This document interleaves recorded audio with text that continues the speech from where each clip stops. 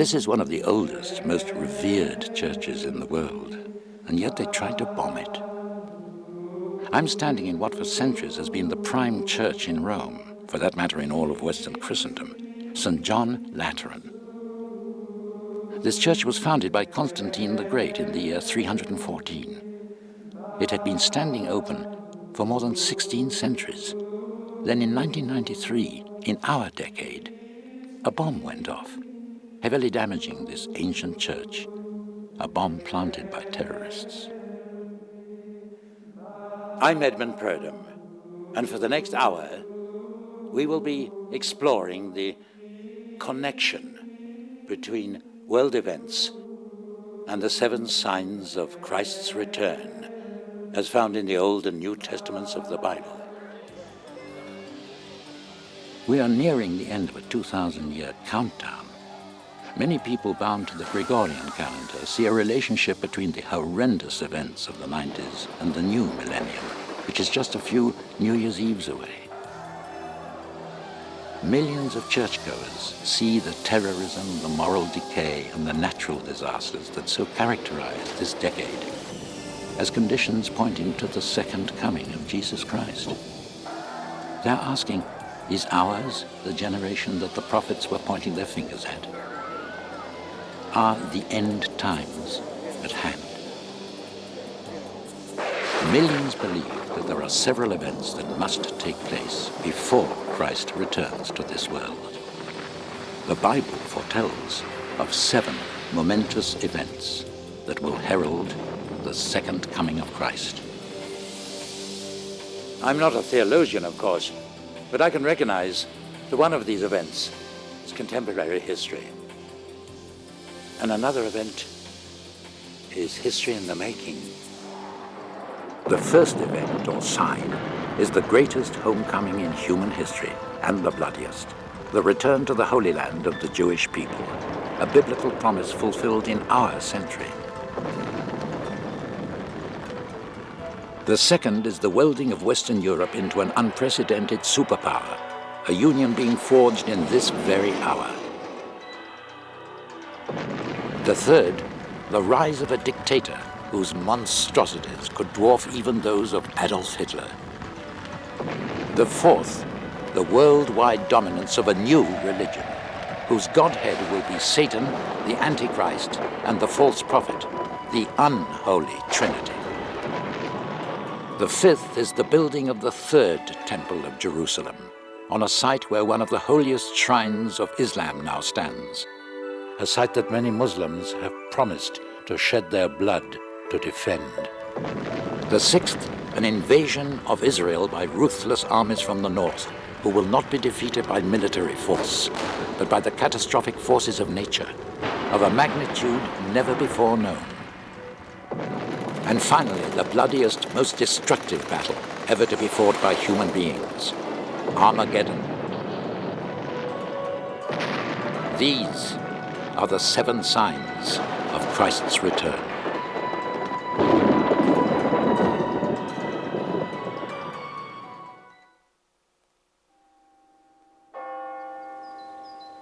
A 1,000 years before they planted their bomb, St. John Lateran's was the Pope's church.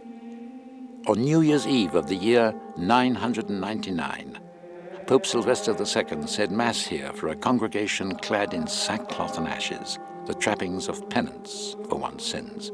Many of the rich in the congregation had given away their lands. Others had freed their bondsmen. Now, in fear and dread, they waited for the church bells to usher in a new millennium and the second coming of Jesus Christ.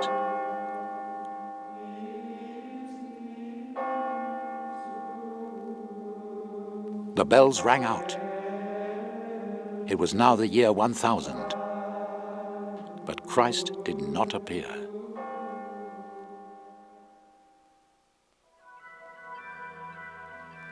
Without event, the sun rose on that first day of a new millennium.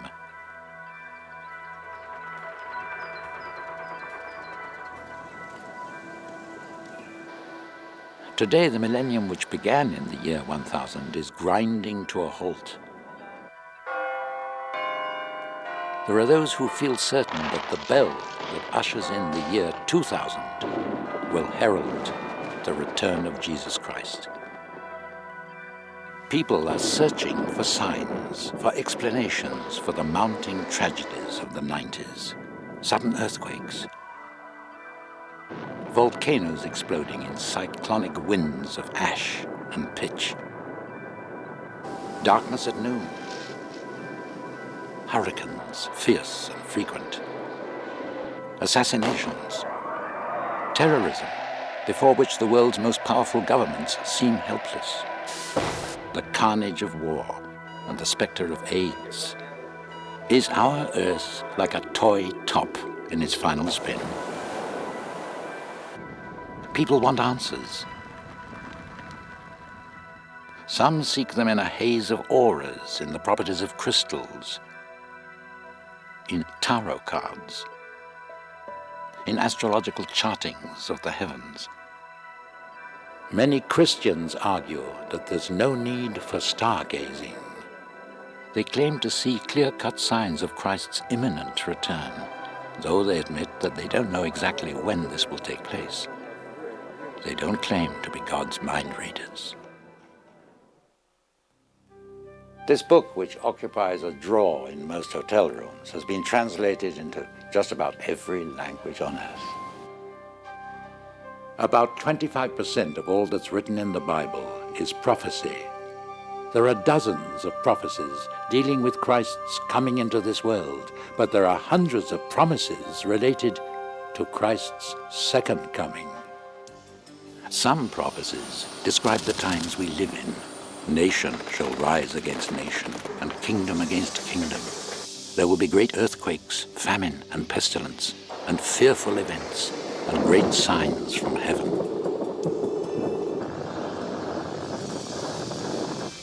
Many of the Bible's prophecies were fulfilled centuries ago. Some are being fulfilled now, in our lifetime.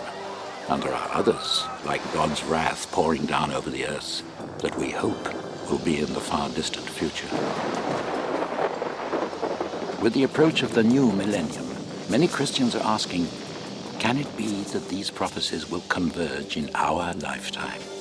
Let us delve deeply into these prophecies. We will learn that like the 7 candles of a menorah, they light the 7 signs, signaling the return of Jesus Christ.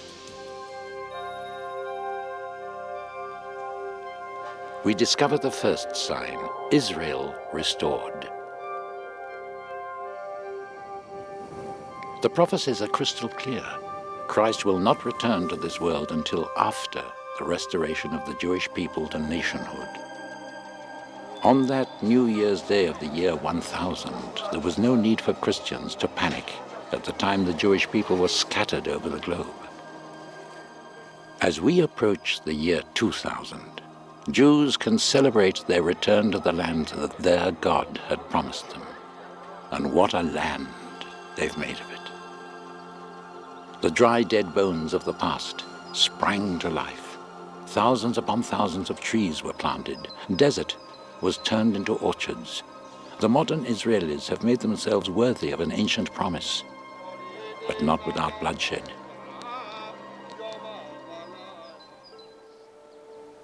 The Jewish people as a nation began when the patriarch Abraham obeyed his God's command. Leave your country and go to the land I will show you. This is the land his God promised him, a crossroads between Asia and Europe, at the heart of where civilization began, a land of wild hills and salt-encrusted shores. Geographically, the ancient Jews were wedged in between the superpowers of Egypt and Assyria, and surrounded by peoples determined to drive them out of the land they believed God had assigned to them. Then, as now, the Promised Land was plagued by constant warfare. In time, Assyria conquered the northern kingdom of Israel. Its 10 tribes are lost to history. Later, the southern kingdom of Judah was overwhelmed by the forces of Nebuchadnezzar, and its people carried off to Babylon in chains. When the Persians crushed Babylon, Abraham's descendants were free to go back to the Promised Land. Then the Promised Land was occupied by Rome. Rome built cities, Rome built baths, Rome built amphitheaters, and Rome brought in her gods. The Roman yoke had become more than Jews could bear. They revolted, and it was a rebellion that took mighty Rome almost 4 years to crush. Now the wrath of Rome came down upon Israel in full fury. There was an explosion of fleeing Jews that reached to every known part of the globe. In their exile, they were sustained by the promise as set down by their prophets. This is what the Lord Almighty says. I will save my people from the countries of the east and the west. I will bring them back to live in Jerusalem. They will be my people. But Jerusalem fell into the hands of Muslim powers that Islamized it. For centuries, the land called Palestine was a part of the Ottoman Turkish Empire until the Turks were defeated in World War I. This permitted a trickle of Jews to return to the homeland. Then in the 1930s, from Nazi Germany, came shock waves of Jew-hating that paled the persecutions of the past. Jews were marked with yellow stars. Jewish storefronts were smashed. Synagogues were burnt down, sometimes with their congregations inside. By the millions, Jews were shipped to concentration camps in a program designed to annihilate the Jewish people once and for all. World War II erupted. After Germany's defeat, Jewish survivors of the Holocaust sailed to the shores of their ancient homeland, only to be turned back. Then, after 9 months of debate, the United Nations voted to partition Palestine into an Arab and a Jewish state. On the 14th of May of 1948, the new state of Israel was born, and with it, the first sign pointing to Christ's return. People danced in the streets. They came singing.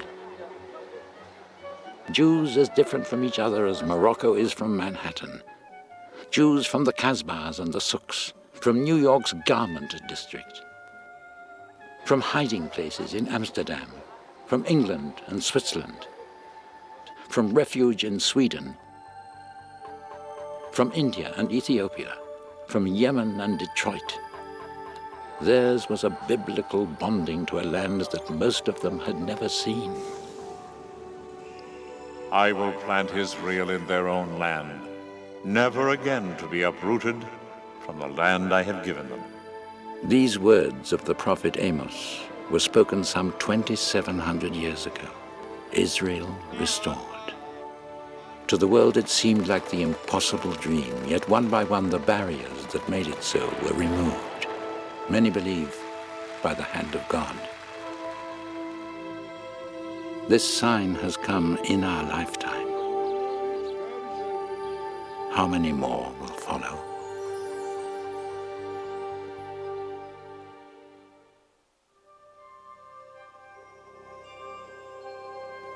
The second sign, Europe united. Then said the king, Surely your God is the God of gods and the Lord of kings, and a revealer of mysteries.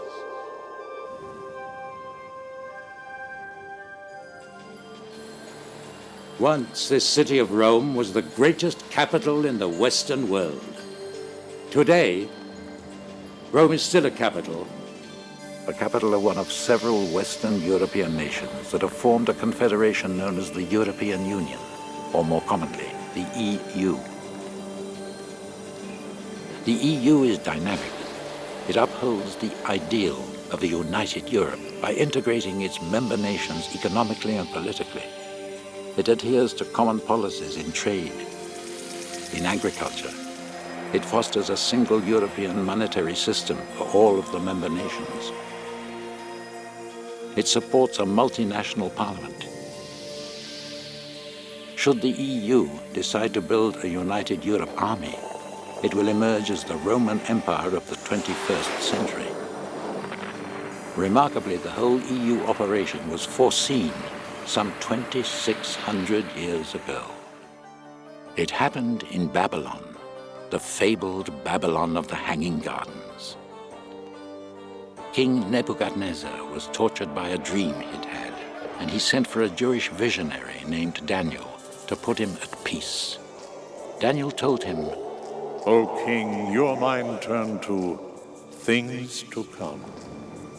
He went on to describe an enormous statue of 4 metals of varying degrees of hardness, depicting great empires of the ancient world. The golden head, Babylon. The silver chest and arms, the Persian Empire. And the bronze midsection, the conquering Greeks. The triumph of Rome over the others is represented by the statue's iron legs. Of particular interest are the feet of iron and clay, the 10 toes, symbolizing 10 nations that will yield their sovereignty to Rome. Daniel had his own vision of the future. It was nightmarish. He saw 4 terrible beasts rising up out of the sea. The first, the winged lion of Babylon. The second, a bear, symbolizing the Persian Empire.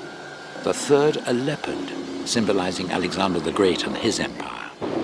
The fourth beast, most terrifying of all, Rome, which devoured the other 3. It had large iron teeth. It crushed and devoured its victims. It had 10 horns. The prophet goes on to say that only after this Roman superpower is destroyed will Christ return to earth and establish a kingdom that will not pass away. But the idea of imperial Rome never really died. The ghosts of the Caesars have always loomed behind European leadership. In the 8th century, Charlemagne was crowned Holy Roman Emperor. The Holy Roman Empire reached its zenith during the Renaissance under Charles V. Napoleon so craved Roman imperial power that he crowned himself emperor. Rome reached well into the 20th century with a Tsar Nicholas and a Kaiser Wilhelm. The titles Tsar and Kaiser mean Caesar. Benito Mussolini strutted through his 21-year dictatorship of Italy as a Caesar. With wild enthusiasm, the people hailed him, Il Duce, Duce, meaning our leader, our leader. He restored the old Roman name for the Mediterranean, Mare Nostrum, our sea. The emblem of his iron-fisted rule was the fasces, a bound bundle of rods displayed in ancient Rome as a symbol of authority. While he ruled, he was pompous proof that even in the 20th century, the notion of imperial Rome is far from dead. Today, the flags of the European Union are flying over many of the ancient empire's territories. The United States of Europe. This was a post-war dream of Winston Churchill and of Konrad Adenauer, the first German chancellor after the Nazi surrender.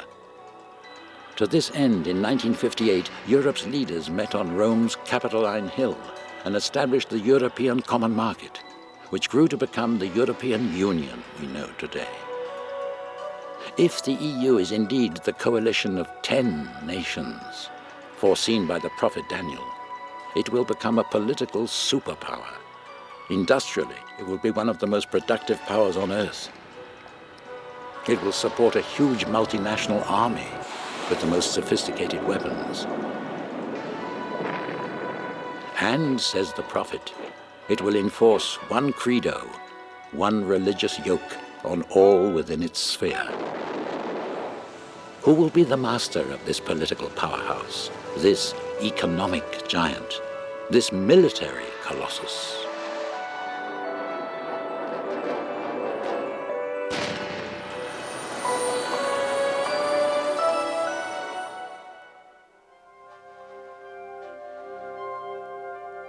The third sign is the coming of the Antichrist.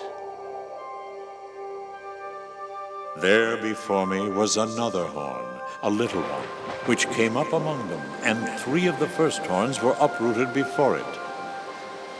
This horn had eyes like the eyes of a man, and a mouth that spoke boastfully.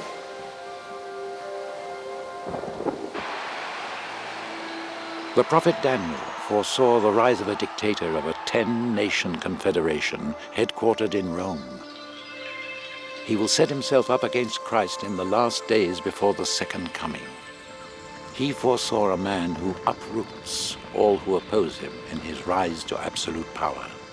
His eyes, the eyes of a man, show a keen intelligence, and his mouth that spoke boastfully foretells of a speaker of great authority, a charismatic orator who mesmerizes masses of followers.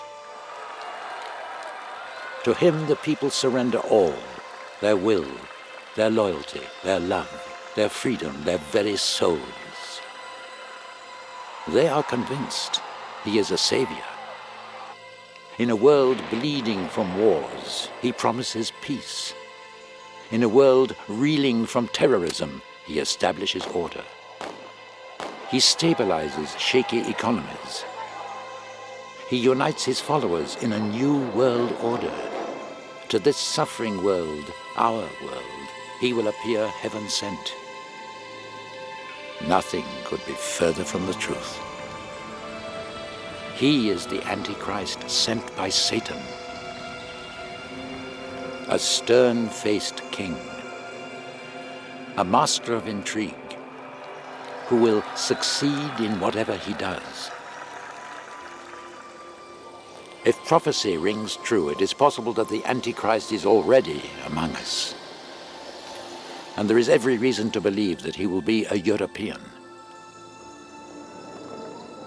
You or I may have brushed past him on a city street, or sat next to him on an airliner, or shared a bench with him in a Paris park.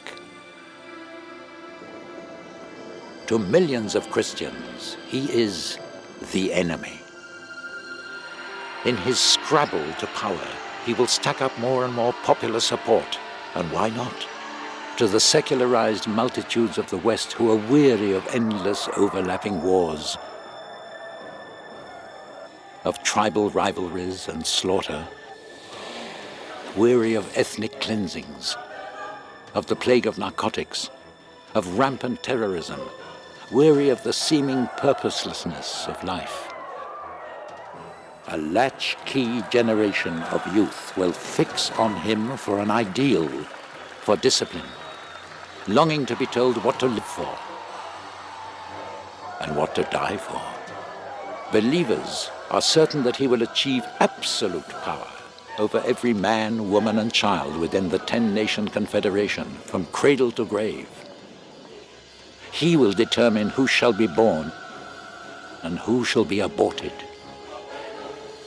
who shall be educated and who simply shall be cannon fodder.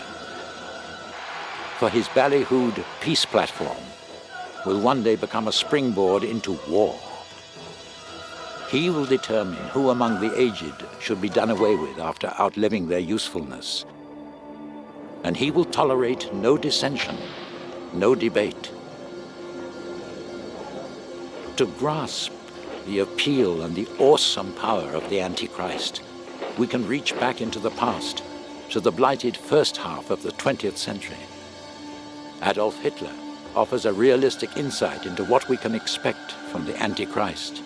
Indeed, when Hitler was in power, there were those who believed that he truly was the Antichrist.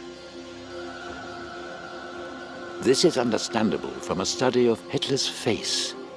It is obviously that of the stern-faced king foreseen by the prophet Daniel. Hitler was certainly a master of intrigue, and the eyes, cunning, keenly intelligent. As for Daniel's foreseeing a dictator with a mouth that spoke boastfully, Hitler was a spellbinder.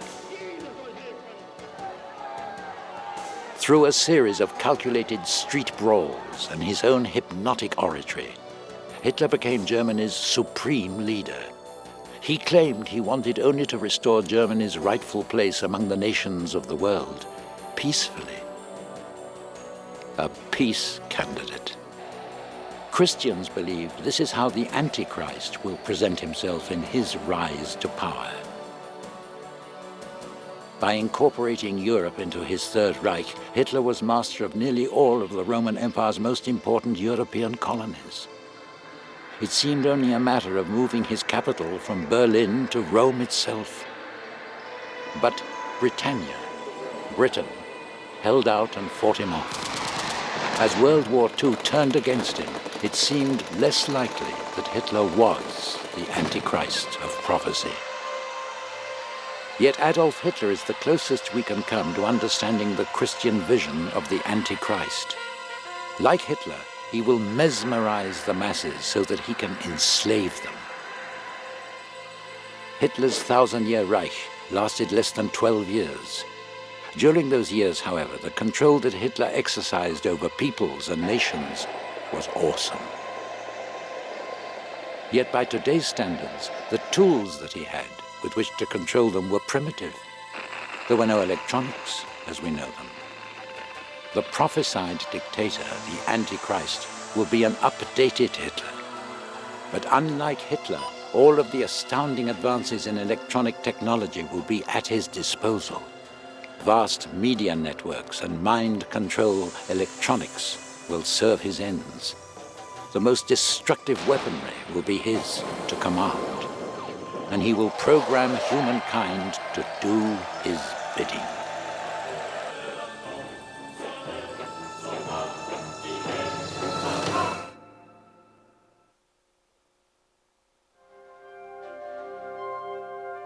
The fourth sign, a new worldwide religion. One of the heads of the beast seemed to have a fatal wound, but the fatal wound had been healed. The final decades of this millennium have seen more than their share of assassins and would-be assassins of heads of state. There was the attempt on the life of President Ronald Reagan. The wounded president survived, but attempts on other leaders were more successful. Egyptian Premier Anwar Sadat, Indira Gandhi, Prime Minister of the Republic of India, Israel's Yitzhak Rabin. Christians are confounded by the assassination of the Antichrist, alluded to in the final book of the Bible, Revelations, or the Apocalypse. He will be wounded. This is what prophecy tells us, fatally wounded.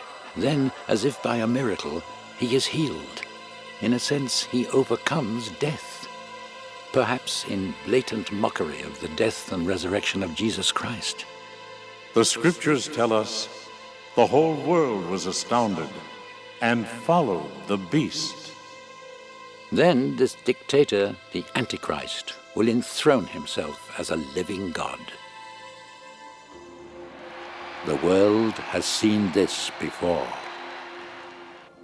We recall that in July of 1944, several high-ranking officers of the German army conspired to kill Hitler with a concealed bomb, a deadly bomb. Miraculously, Hitler suffered only minor injuries. To his loyal followers, Hitler had not only thwarted treason, he had supernaturally triumphed over death. Again, we turn to this demonic dictator to better understand the Antichrist to come. While he held the world in his iron grip, Hitler tried to edge God off his throne.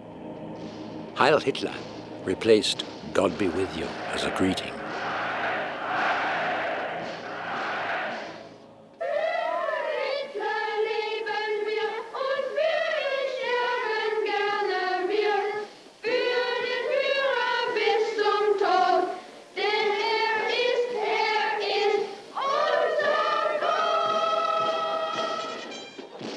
Christian rituals were overwhelmed, if not replaced, by pagan pageantry. The honored place of the Holy Scriptures was taken over by Hitler's autobiographical Mein Kampf. Hitler worship reached its depths in the fervor of the SS, the Führer's military elite. SS units carried out their inhuman orders under the sign of the Death Head. The infant child of an SS member was given its name in a ceremony that blatantly mocked the Christian rite of baptism. Swaddled in a shawl of swastikas, the infant was given its name at an altar which held a portrait of Hitler in place of a cross. As British writer Clive James observes, not many of us in a secular age are willing to conceive that in the form of Hitler, Satan visited the earth and recruited an army of sinners. Then I saw another beast coming out of the earth. He had 2 horns like a lamb, but he spoke like a dragon. He exercised all the authority of the first beast on his behalf, and made the earth and its inhabitants worship the first beast, whose fatal wound had been healed. The coming of another is prophesied, a false prophet, who will rally all peoples to the worship of the world dictator.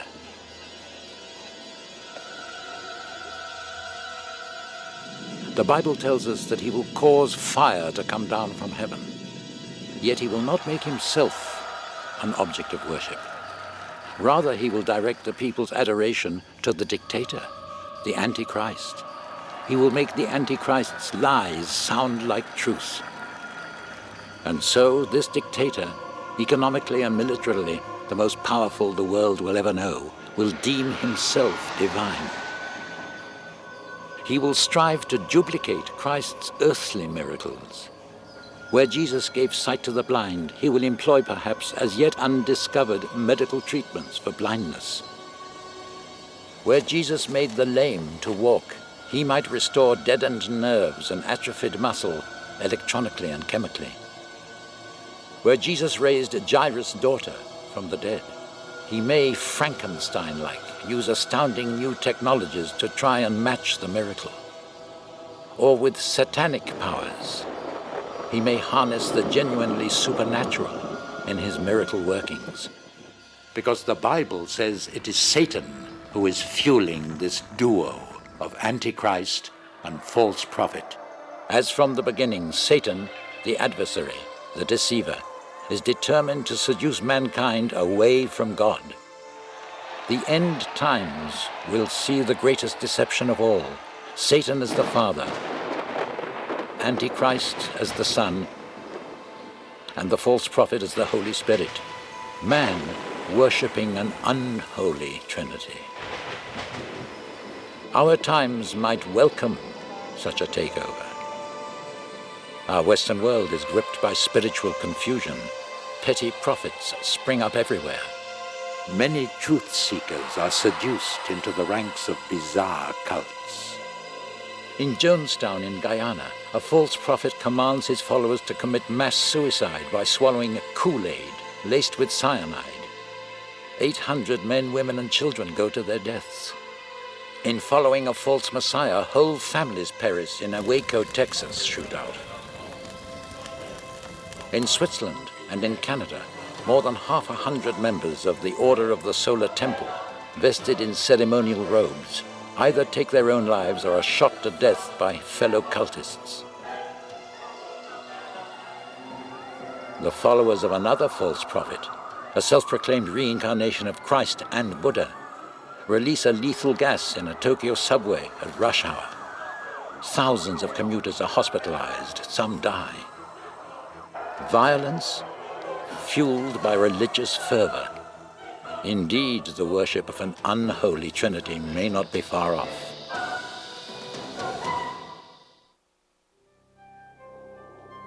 The fifth sign, the rebuilding of the temple.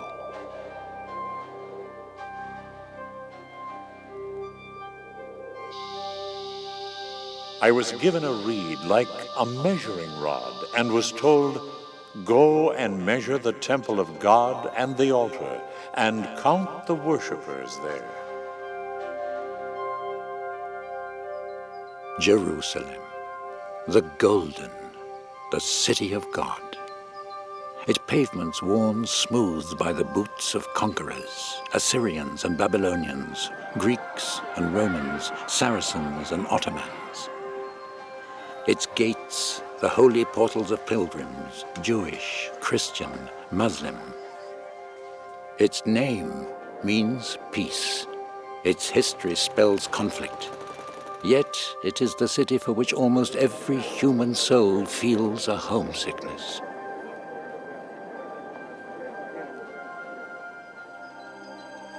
This is Jerusalem's Golden Gate, silent amid thundering prophecy. Both Jews and Christians keep an eye on this gate. To Jews, it is the gate through which the Messiah will enter Jerusalem and restore Israel to its former glory. To Christians, it is the gate through which Jesus Christ will re-enter his city.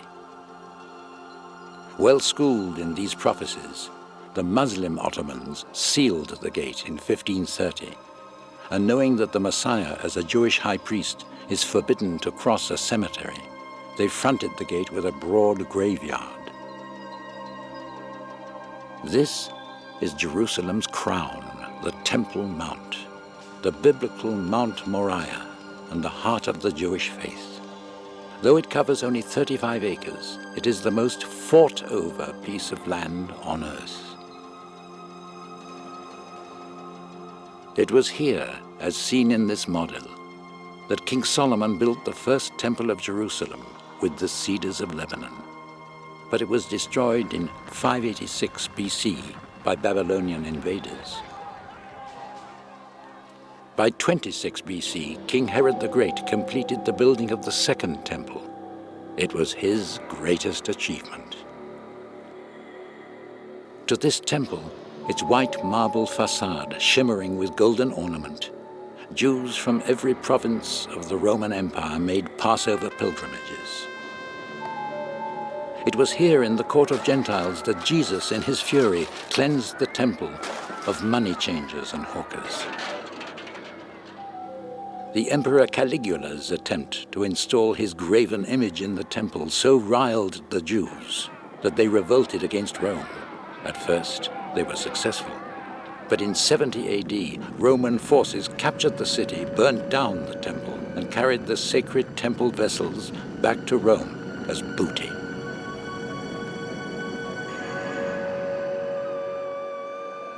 All that remains today of Jerusalem's temples is a retaining wall of massive stone blocks rising to a height of 50 feet, called foretell, or the Western Wall. In all of Jewish civilization, this is the holiest place. What crowns the Temple Mount today is a marvel of Muslim architecture, the Kubet es Sakra, or Dome of the Rock. It is as sacred to the followers of Muhammad as the temple was to the children of Israel.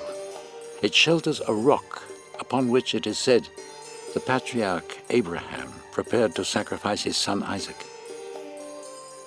It is also the rock from which Muslims believe the Prophet Muhammad ascended into heaven. Christians and Jews are forbidden from praying at the dome or at the lovely Al-Aqsa Mosque, which stands nearby. Yet the mount is the only site upon which the Jews may build a third Temple of Jerusalem, and rebuilding the temple is foremost in the minds of most religious Jews. The Temple Mount.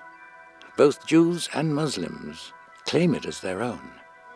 A former deputy mayor of Jerusalem called these conflicting claims a time bomb of apocalyptic dimensions.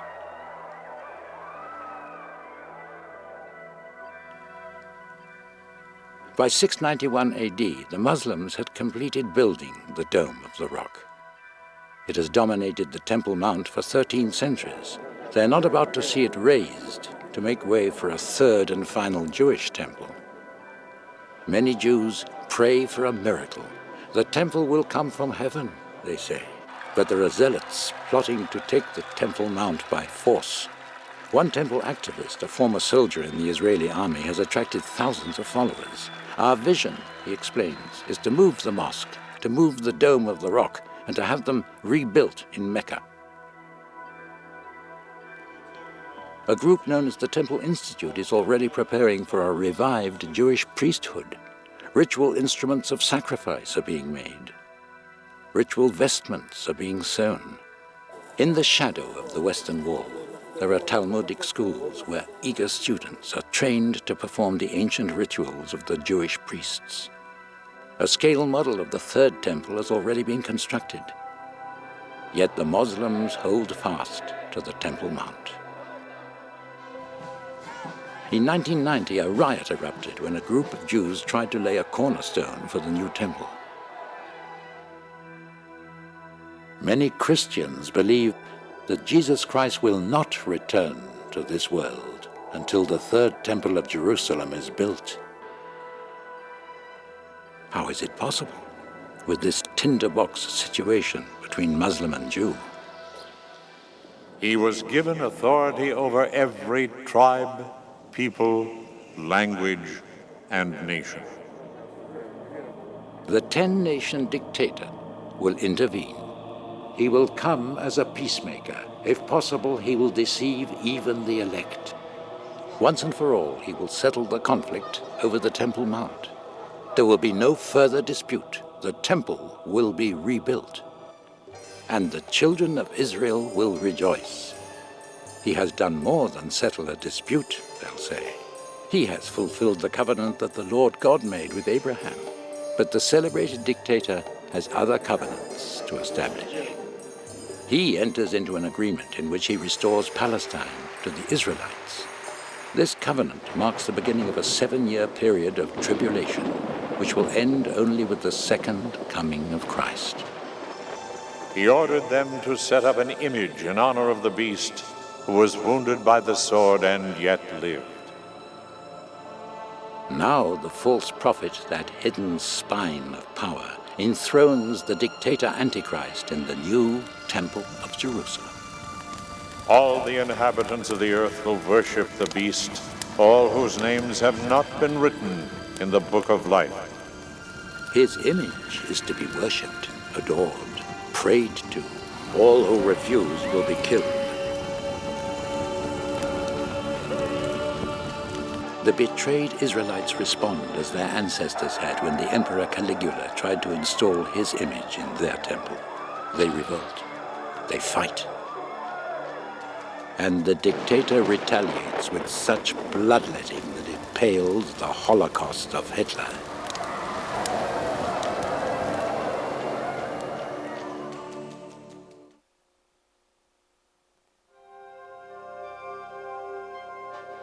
The sixth sign, an invasion of Israel from the north. You will come from your place in the far north, you and many nations with you. You will advance against my people Israel like a cloud that comes over the land. As the times were straining towards this last decade of the century, the seemingly unbreachable Berlin Wall simply crumbled. The mighty Soviet Union disintegrated. The world reeled from the shockwaves. Biblical prophecy shed some light on what this could mean in the new millennium. Despite the dictator's spurned godhood, Israel as a nation rests prosperous and secure in its covenant with the Federated States of Europe.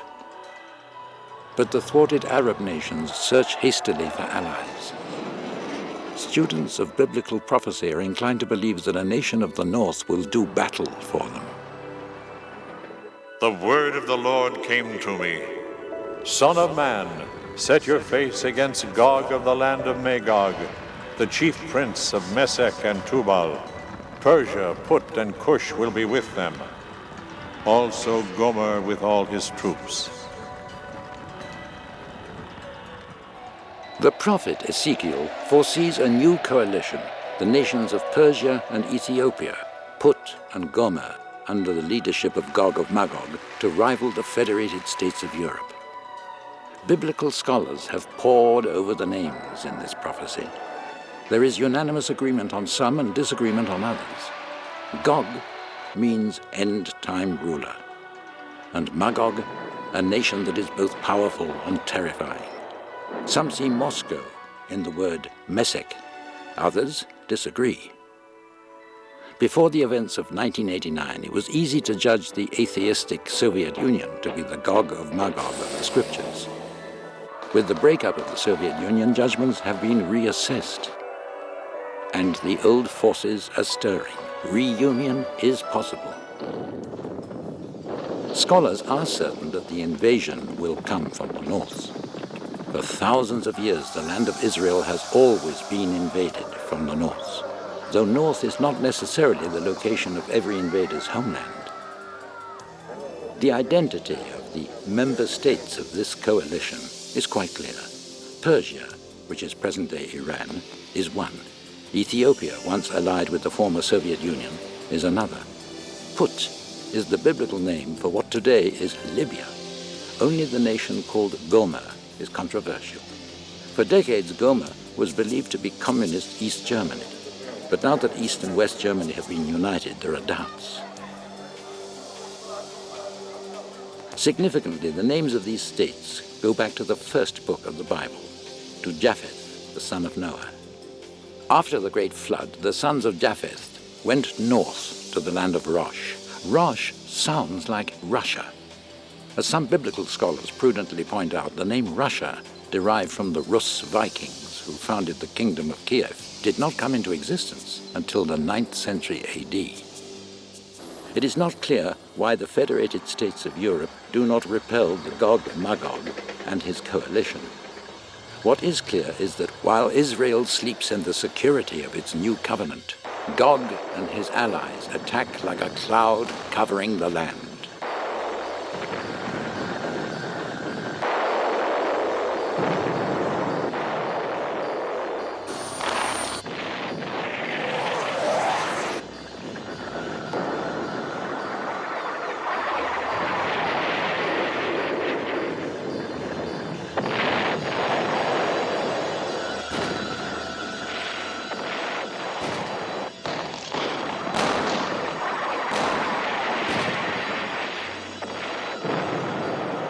The invasion is successful. However, the invaders are overly confident. They presume ownership of Israel's resources before winning them. I will summon a sword against Gog on all my mountains. Now the Lord God himself shows his face on the side of his chosen. The fish of the sea, the birds of the air, the beasts of the field, every creature that moves along the ground, and all the people on the face of the earth will tremble at my presence. The mountains will be overturned, the cliffs will crumble, and every wall will fall to the ground.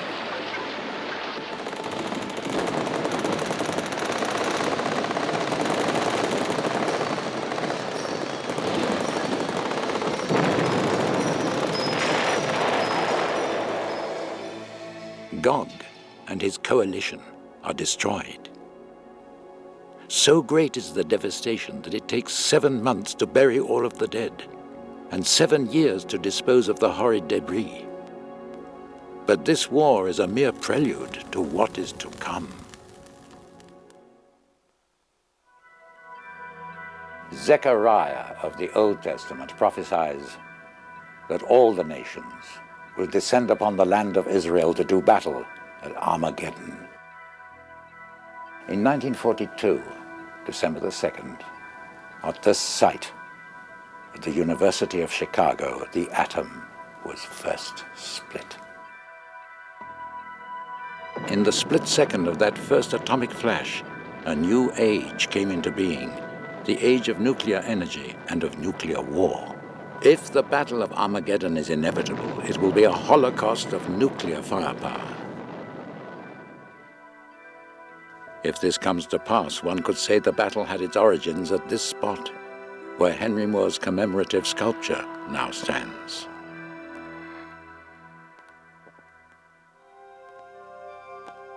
The seventh sign, the Battle of Armageddon. I will gather all the nations to Jerusalem to fight against it.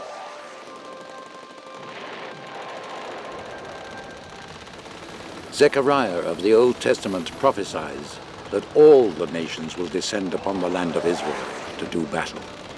He foresees a battle in which a goodly part of the human race will perish.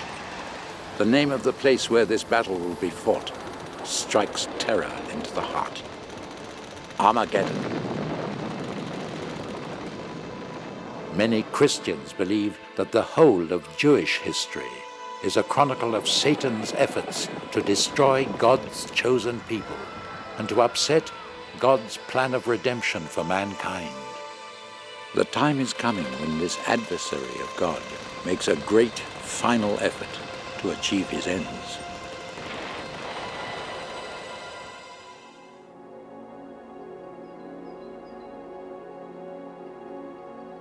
Megiddo is peaceful now. In the ancient world, this was a vital crossroads for trade. Below the ruins of the city you now see lie buried 20 other Megiddos, one on top of the other.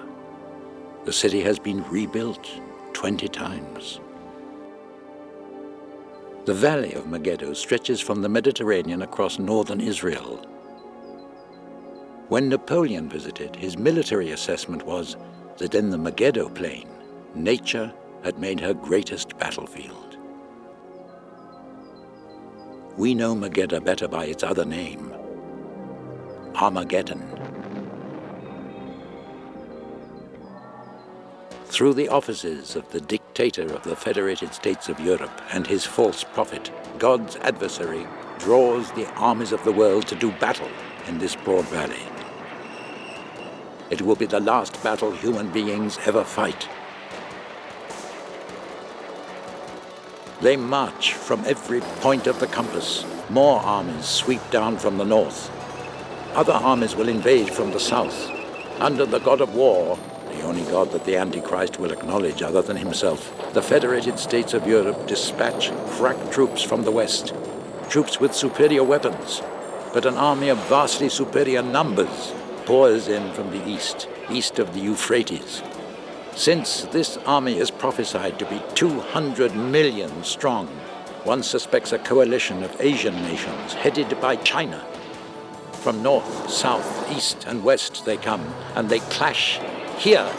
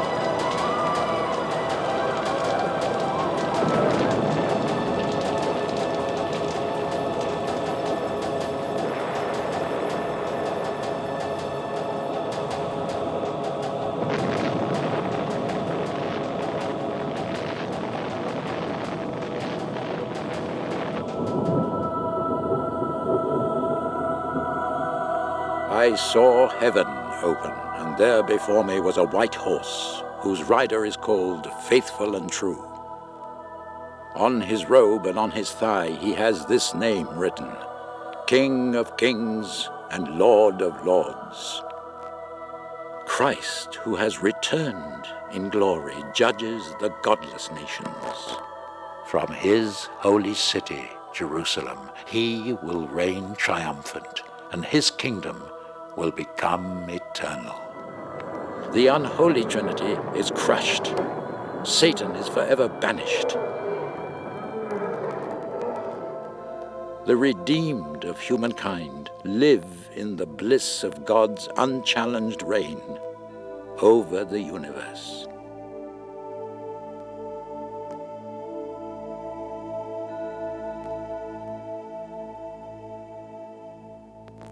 To those outside the fold, the prophesied future may seem very gloomy. The believers try to see through the chaos to Christ's coming. They claim that the message of prophecy is not fearful, it is charged with hope. And they take comfort in the advice given by Jesus when he foresaw these events. When these things come to pass, look up and lift your head. Behold, I am coming soon. My reward is with me, and I will give to everyone according to what he has done. I am the Alpha and the Omega, the first and the last, the beginning and the end.